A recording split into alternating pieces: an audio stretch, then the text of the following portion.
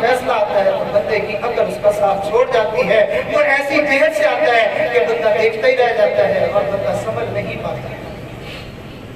تو ہمیں چاہیے، ہمیں یہ آیات، ہمیں قرآن مجید کی یہ تعلیم کیا کس طرف توجہ دلا رہی ہے کہ اعمال کا راستہ اختیار کرو، اللہ سے تعلق جوڑنے کی طرف آؤ، گناہوں اور نافرمانیوں اور معصیتوں کا راستہ ترک کر دو، اس لیے کہ اللہ رب العزت نے کائنات کو بنایا ہے، یہ کائنات جس کے لیے چاہتے ہیں نفع مند بنا دیتے ہیں اور جس کے لیے چاہتے ہیں اس کے لیے نقصان دہ بنا دیتے ہیں۔ تم نفع چاہتے ہو تو اس کے ساتھ تعلق بناؤ، تمہاری کائنات کی کوئی چیز تمہیں نقصان نہیں پہنچا سکے۔ سیدنا عمر رضی اللہ تعالیٰ عنہ، نبی علیہ السلام نے سارے صحابہ کی کیسی تربیت کی تھی۔ غالباً جنگ یرموک کا واقعہ تھا، صحابہ اکرام نے عمر رضی اللہ عنہ سے جو ہے وہ یہ بات عرض کی کہ حضرت ہم جو ہے وہ بہت تھوڑے لوگ ہیں اور یہاں کافروں کی تعداد بہت زیادہ ہے۔ حضرت نے ارشاد فرمایا میں تمہیں ایک ایسی ذات کا پتہ بتلا دیتا ہوں، میں تمہیں ایک ایسی ذات کا پتہ بتلا دیتا ہوں جو بڑی قوی ہے اور جو بڑے لشکروں والی ہے، تم اس کی طرف رجوع کرو تمہاری مدد کر دی جائے۔ اور یہی معاملہ صحابہ کرام کے ساتھ واقعہ پیش آیا کہ کافر لوگ آئے اور انہوں نے آ کے صحابہ کرام کو ڈرانے کی کوشش کی، ان الناس قد جمعوا لكم فاخشوهم فزادهم ایمانا وقالوا حسبنا اللہ ونعم الوکیل۔ آئے اور کہنے لگے مجید تمہیں پتہ ہے سارے قبیلے سارے لوگ اکٹھے ہو کے انہوں نے ایک دم تمہارے پر چڑھائی کرنے کا فیصلہ کر لیا ہے، فاخشوهم مجید ڈرو ذرا سمجھ جاؤ، اتنی قوم اکٹھی ہو کے آ گئی، ساری دنیا کا کفر اکٹھا ہو کے آ گیا۔ جیسے کل اللہ نے اس مثال کو دوبارہ تازہ کیا کہ مجاہدین افغانستان کے سامنے پوری دنیا اکٹھی ہو کے آ گئی تھی، اس وقت بھی دنیا کے کچھ جو ہے وہ ذہن رکھنے والے لوگ لو جی نہ پٹھانوں کا دماغ خراب، لو جی نہ مولویوں کا دماغ خراب، دیکھو جی ٹیکنالوجی تو دیکھو، ان کی طاقت تو دیکھو،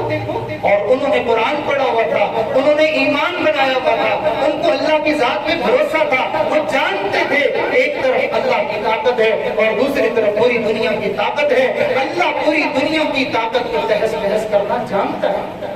لہٰذا اللہ رب العزت نے کر کے دکھا دیا۔ ہمارا ایمان کمزور ہے، جن لوگوں نے اپنے ایمان پر محنت کی ہے ان کو اللہ تعالیٰ کی ذات پہ بڑا بھروسہ ہوتا ہے، بڑا یقین ہوتا ہے۔ ابھی کچھ عرصہ پہلے ایک بات ہے، ایک مجاہد ساتھی سے ملاقات ہوئی تو وہ بتانے لگے، کہنے لگے جب ابھی جو ہے وہ تازہ دوبارہ افغانستان جو ہے وہ ہمارے اسلامیہ وجود میں آئی تو اس وقت جو ہے وہ اس مجاہد سے کچھ لوگ جمع ہو کے اس پہ کچھ علماء بھی تھے، انہوں نے سوال کیا کہ جی آپ تھوڑا نرمی کا معاملہ کریں، کو سمجھوتا کریں، ساری جو ہے وہ ملک آپ کے ساتھ بائیکاٹ کر رہے ہیں، آپ کے کھانا پینا اور یہ ساری چیزیں جو ہے وہ آپ کے اوپر تنگ ہو جائیں گی، تو آپ نے اس بارے میں کچھ سوچ وچار نہیں کیے؟ وہ مسکرائے، سب کی سوال سن کے وہ مجاہد ساتھی مسکرائے اور کہنے لگے میں تو سمجھتا تھا کہ آپ کا ایمان اللہ پر ہے، لیکن آپ کا تو لگتا ہے ایمان اسباب پر ہے، ہمیں اس بات کا کوئی ڈر نہیں ہے، اس لیے کہ ہمیں پیدا بھی اس نے کیا ہے، زندگی بھی اس نے دینی ہے اور ہماری موت و حیات کا مالک بھی وہی ہے اور ہمارا رازق بھی وہی ہے، لہٰذا اگر مخلوق ہماری رازق ہے تو پھر تو ہم ان کے سامنے جھک جائیں، اور اگر ہمارا خالق اور مالک اللہ ہے تو پھر ہمیں جھکنا اسی کے سامنے ہے، مخلوق کے سامنے ہمیں جھکنے کی کوئی ضرورت نہیں ہے۔ آج ہم دیکھیں کہ ہم پریشان ہیں اور اللہ نے ان کو خوشحالی عطا فرمائی۔ تو میرے عزیز دوستو، یہ قرآن کے واقعات ہیں، یہ حقائق ہیں، یہ ہمارے بڑوں کی زندگیاں ہیں، یہ ہمیں پکار پکار کے یہ بات دعوت دے رہی ہے کہ تم اپنی زندگی کو سنوارنا چاہو تو تم ایمان اور اعمال کا راستہ اختیار کرو، تو لہذا اپنے اعمال کو سنوارنے کی محنت کرنی چاہیے، اس کے بغیر انسان کا ایمان نہیں بنتا ہے۔ ایک گناہ ایمان کی جو ہے وہ ایمان کی بنیادوں کو کھوکھلا کرتا ہے، دوسرا گناہ اور کمزور کرتا ہے، تیسرا گناہ اور کمزور کرتا ہے، یہاں تک کہ گناہوں پہ گناہ کرتے کرتے ایمان کی بنیاد اتنی کمزور ہو جاتی ہے، ایک وقت آتا ہے ذرا سا ایک جو ہے وہ گناہ کا جھونکا آتا ہے اور بندے کے के वो ईमान की बुनियाद धड़ाम से गिर जाती है और वो बंदा बेईमान हो जाता है, जिसके बारे में नबी इस्लाम ने इरशाद फरमाया कुर्ब क़यामत में लोगों का ईमान जो है वो इतना कमजोर हो चुका होगा और सुबह उठेंगे ईमान वाले होंगे, शाम बिस्तर पर जाने से पहले पहले बेईमान हो चुके हैं, और शाम को ईमान वाले होंगे और सुबह होने से पहले पहले वो बेईमान हो चुके होंगे। मेरे दोस्तों, इस ईमान को बनाने की जरूरत है। ये ईमान याद रखिए, ये ईमान टीवियों के सामने नहीं बनता है, ये नेट पे रिसर्च करने से ईमान नहीं बनता है, ये ईमान मस्जिद के और मदरसे के आमाल से बनता है, ये अल्लाह वालों की सुन्नत और संगत से बनता है, ये एक और सालिहीन लोगों की मैयत में ये ईमान बनता है। आज तक ईमान जिसने भी बनाया है उसने इसी मंडी में यानी मस्जिद में आके बनाया है, गलियों में, मोहल्लों में, बाजारों में, चौकों में, चौराहों में, मीडिया में और टीवियों में ईमान नहीं बनता है, ईमान के जनाजे निकलते हैं। मसाजिद अल्लाह रब्बुल इज्जत ने ईमान के मराकिज़ बनाए हैं। लेकिन यही वजह है कि नबी इस्लाम ने इतनी बड़ी बशारत सुनाई है कि आपने इरशाद फरमाया कि जिसको तुम कसरत के साथ मस्जिद में आते जाते देखो तुम उसके ईमान की गवाही दो। क्यों? इसलिए कि जब मस्जिद का रास्ता उसी के लिए हमवार किया जाता है जिसको ईमान की दौलत अता की जाती है। हमारे हज़रत एक अजीब बात फरमाते थे, फरमाते कोई बंदा ये देखना चाहे कि मेरा अल्लाह से कितना ताल्लुक है, इस बात को कोई परखना चाहे, देखना चाहे कि मेरा अल्लाह से कितना ताल्लुक है, तो फरमाया इसकी आसान सी जो है वो कसवट्टी है, बड़ा आराम से इस बात को पहचाना जा सकता है। फरमाया वो ये देख ले कि मेरा ताल्लुक मस्जिद के साथ, मुसल्ले के साथ, मेरा ताल्लुक कुरान के साथ कितना है, मैं कितना तो वक्त मस्जिद को देता हूँ, मैं कितना तो वक्त जो है वो कुरान को देता हूँ, उसको जो है वो खुद इस बात का अंदाजा हो जाएगा कि मेरा अल्लाह से कितना ताल्लुक बना हुआ है। 5 लोग अल्लाह ताला की जिम्मेदारी में आ जाते हैं। देखिए आमाल से इंसान को कैसा बड़ा बड़ा नफा मिलता है। 5 आमाल करने वाले बंदे अल्लाह की जिम्मेदारी में आ जाते हैं, अल्लाह ताला की हिफाजत में आ जाते हैं। उनमें से एक बंदा नबी इस्लाम ने इरशाद फरमाया जो सुबह और शाम को कुछ वक्त अल्लाह के घर में मस्जिद में गुजारता है, अल्लाह ताला उसको अपनी जिम्मेदारी में ले लेते हैं। यानी अल्लाह ताला उसके रिज़्क़ के भी जिम्मेदार, अल्लाह उसके कारोबार के भी जिम्मेदार, अल्लाह उसकी सेहत के भी जिम्मेदार, अल्लाह उसकी बिगड़ियां बनाने के भी जिम्मेदार, अल्लाह उसकी दुनिया बनाने के भी जिम्मेदार, और अल्लाह उसको आखिरत में नजात दिलाने पर भी, नजात अता करने पर भी अल्लाह ताला जिम्मेदार। फरमाया सुबह और शाम का वक्त मस्जिद में गुजारो, मेरे घर में आके कुछ वक्त गुजारो, देखो फिर मैं तुम्हें क्या इनाम अता करता हूं। और एक अमल उसमें से इरशाद फरमाया जो बंदा अपने घर में एहतिमाम के साथ सलाम करने की आदत अपना ले, जब घर में दाखिल हो गए अस्सलाम वालेकुम, घर के अंदर एक कमरे से दूसरे कमरे में, कमरे से बाहर जहाँ भी घर के लोग मौजूद हैं, घर में सलाम का रिवाज आम कर दे, घर से रुखसत होने लगे, घर में दाखिल होने लगे, ये घर से एक कमरे में दूसरे कमरे में जाए, या सेहत से अंदर जाए, अंदर से बाहर आए, उसको चाहिए कि वो सलाम की आदत को अपनाए। और जो बंदा सलाम की आदत को अपना लेता है अल्लाह रब्बुल इज्जत उसको अपनी जिम्मेदारी में ले लेते हैं, अल्लाह ताला उसको अपनी हिफाजत में ले लेते हैं। और एक और भी आसान सा अमल कर दूं, फरमाया वो बंदा अल्लाह की जिम्मेदारी में आ जाता है तो क्या करे, अपने दिल से दूसरों का बुरा चाहना छोड़ दे, अपने दिल से दूसरों का बुरा चाहना छोड़ दे, किसी का बुरा ना सोचे, किसी के बारे में दिल में बुराई के जज्बात को ना पाले, दिल को दूसरों के लिए साफ कर ले, मामला उनका अल्लाह के सुपुर्द कर दे,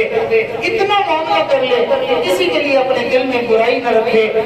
इतना अमल करने वाला नबी इस्लाम ने इरशाद फरमाया ये बंदा अल्लाह की जिम्मेदारी में आ जाता है। कैसे छोटे छोटे आमाल हैं अल्लाह के नबी सल्लल्लाहु अलैहि वसल्लम हमारी जिंदगी के लिए हमें गोया के जमानत की चीजें अता फरमाते हैं। इसी तरह एक छोटा सा अमल है जो आदमी फजर की सुन्नतें घर में पढ़ ले।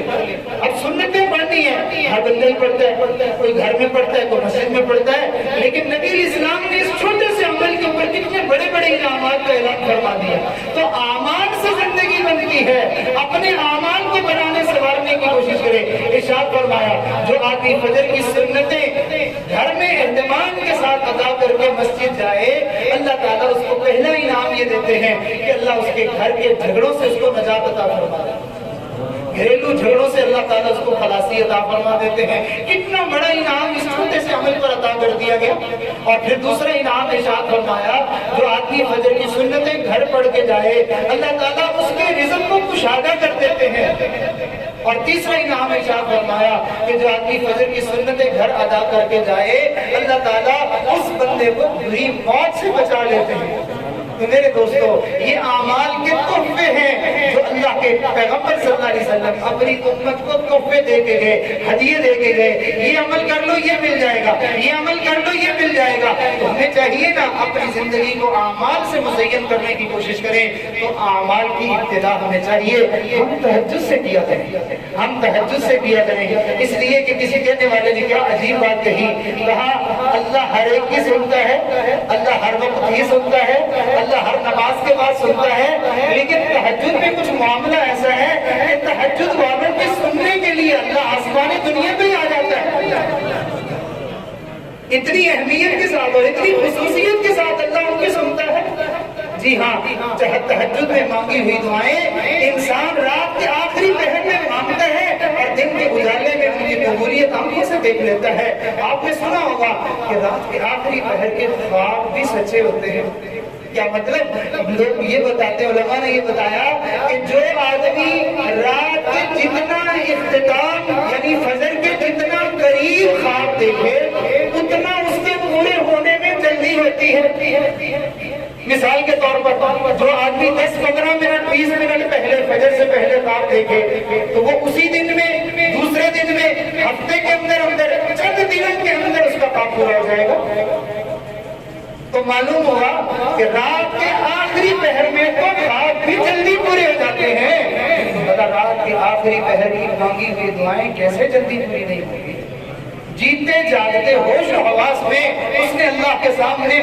ندا لگائی ہے، تو یہ آخری پہر کی دعا بھلا زندگی میں کیسے بہار نہیں آئے گی؟ تو لہٰذا اپنی زندگی میں بہار لانے کے لیے کسی نے کہا جتنے اعمال جاندار ہوں گے اتنی زندگی شاندار ہوگی۔ تو ہم اپنی زندگی کو شاندار بنانے کے لیے کاروبار پہ سارا زور نہ لگائیں، مال پیسے پہ سارا زور نہ لگائیں، دنیا کی رنگینیوں کو حاصل کرنے کے لیے سارا زور نہ لگائیں، بلکہ اپنی زندگی کو شاندار بنانے کے لیے اعمال کو شاندار بنانے کی کوشش کریں۔ اور جیسے سبز منڈی میں جائیں، جس طرح کی سبزی آپ لینا چاہیں مل جائے گی، غلہ منڈی میں جائیں وہاں سے غلہ اناج مل جائے گا، آپ کپڑا مارکیٹ میں جائیں جس طرح کا چاہیں بھی کپڑا مل جائے گا، جیسی مارکیٹ میں جائیں گے ویسی چیز وہاں سے بآسانی دستیاب ہو جائے گی۔ یہ مسجدیں یہ ایمان کی منڈیاں ہیں، یہ اعمال کی منڈیاں ہیں۔ مساجد میں وقت گزارنے والوں کو اشراق بھی نصیب ہوتی ہے،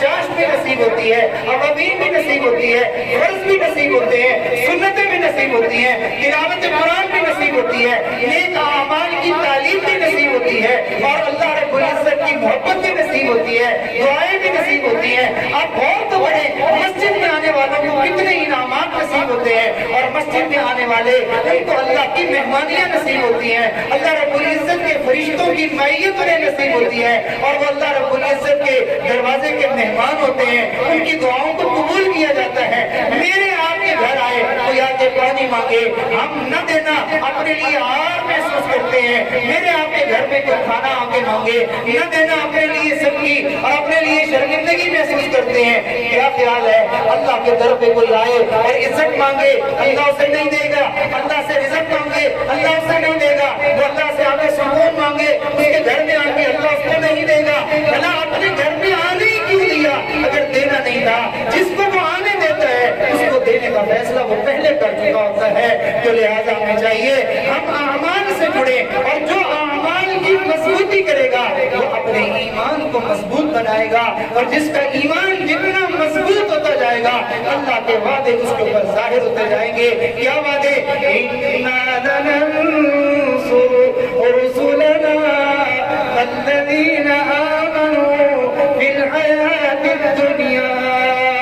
ذرا آپ اس آیت की बारीकी में तो जरा जाए, जरा और तो करें। क्या अजीब बात हो रही है। जब बात आती है नबियों की मदद की, जब बात आती है नबियों की मदद की, आप ईमानदारी से बताइए किसी बंदे के दिल में जर्रा बराबर भी शक आता है कि अल्लाह अपने नबियों की पता नहीं मदद करेगा या नहीं करेगा? यकीन आता है कि उसके नबी वो कैसे मदद नहीं करेगा?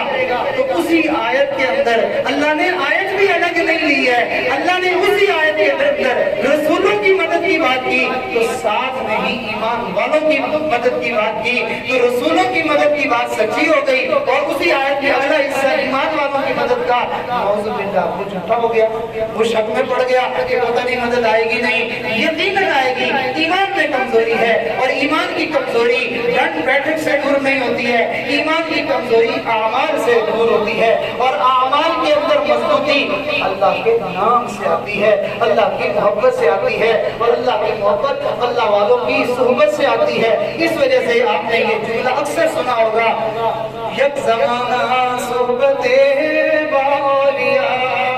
बेदर्ज सद साला तात बेरिया। एक ज़माना अल्लाह वालों की सोहबत में इख्तियार करना 100 साल की बेरिया इबादत से बेहतर है। क्यों बेहतर है? इसलिए बेहतर है कि अल्लाह वालों की सोहबत में बैठने से अल्लाह की मोहब्बत मिलती है। एक अल्लाह वाले कहा करते थे, मुझे एक कतरा अल्लाह की मोहब्बत का मिल जाए तो मैं उसके बदले में 70 साल की अपनी इबादत देने को तैयार हूँ।